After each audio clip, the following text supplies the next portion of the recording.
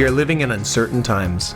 In a season when it's easy to give in to fear, it's important we keep our eyes fixed on something other than our circumstances or the latest headlines.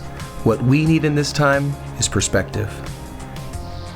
Hi, my name is Eric. I'm a pastor from Costa Mesa, and I just want to talk for a few minutes about what we're experiencing in our supermarkets right now. This is crazy. I mean, in my entire life, I've never seen anything like this, and I would imagine you probably haven't either. In fact, I was talking with a manager of a local grocery store who said that in his 25 years in the grocery industry, he's never seen anything like it. And what we're experiencing right now is what sociologists refer to as scarcity, or some of them might call it the law of limited goods, but it's basically the same thing. And what that means is that people have a perception that there's only a limited amount of any particular item, be that toilet paper or meat or dog food. And when people begin to fixate on, I need to get that, I need to have that, suddenly they start moving in a fear mentality, right? Their fear that they're not going to be able to get what they need to be safe drives them to start stocking up, and they take sometimes 2 or 3 times as much as they actually need. The problem is, when we begin to have a scarcity mindset, it changes the way that we think about our neighbors. Rather than seeing them as our neighbors, as our fellow man, we see them as our competition. And that's when the real problems start. And I think that we're experiencing a lot of that. But what is the alternative? How can we resist giving into fear and giving into a scarcity mindset? Well, in our church, we have been working through the book of Acts, and this weekend we just happened to find ourselves in Acts chapter 11. And there's a really interesting story that happens at the end of Acts 11, where a church hears about the fact that a famine is coming, and this famine is prophesied to hit the entire Roman world. And that famine actually did happen. But as they hear that a famine is coming that's going to affect not just their city, but pretty much every city around them, they have a really interesting and unexpected response. They get together and they pool their resources. They take whatever extra that they have and they send it to churches that are living, or people that are living in another area that they recognize is going to be harder hit even than them. And I can't help but wonder, why is it that they would respond with an attitude of generosity when our tendency is to respond with an attitude of scarcity? And I think that there's probably 2 reasons why they respond in the way that they did. The first thing is they are not focused on their circumstances. I believe that they're focused instead on Jesus, the one who is above their circumstances. And so that enables them not to worry, even though this is going to impact their life. They're not terrified because they know that he owns the cattle on 1,000 hills and the toilet paper in 1,000 Costco's, right? He's got them. The second thing that they keep in mind is that they're not just thinking about their own nuclear family.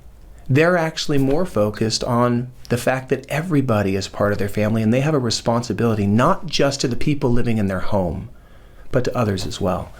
And they act upon that. And I love that, because if we can take a posture of generosity, it can actually help drive back this sense of fear, foreboding, and scarcity that we're currently experiencing.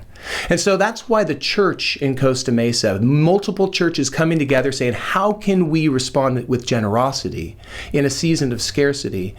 We've come up with a really unique way of responding. We basically said we want to be able to bring food, deliver food and basic necessities to the doorstep of anybody who finds themselves in need and unable to get it themselves. And so we have this website, lovecostamesa.org, that we've put together, and anybody can go on there and say, hey, here's the need that I have, and then we'll respond. We'll find out what those needs are, and we'll make sure that we get that to their home. But then on a more personal note, my family and I started going, well, how can we respond with generosity?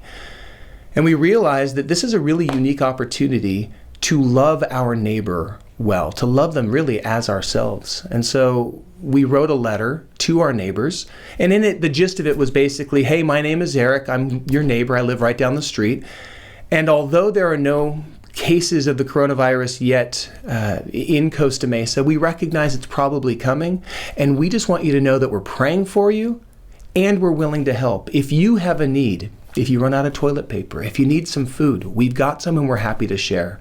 And if we don't have what you need, we can find it because we know that we have the lovecostamesa.org website that you can go to and you can get those things.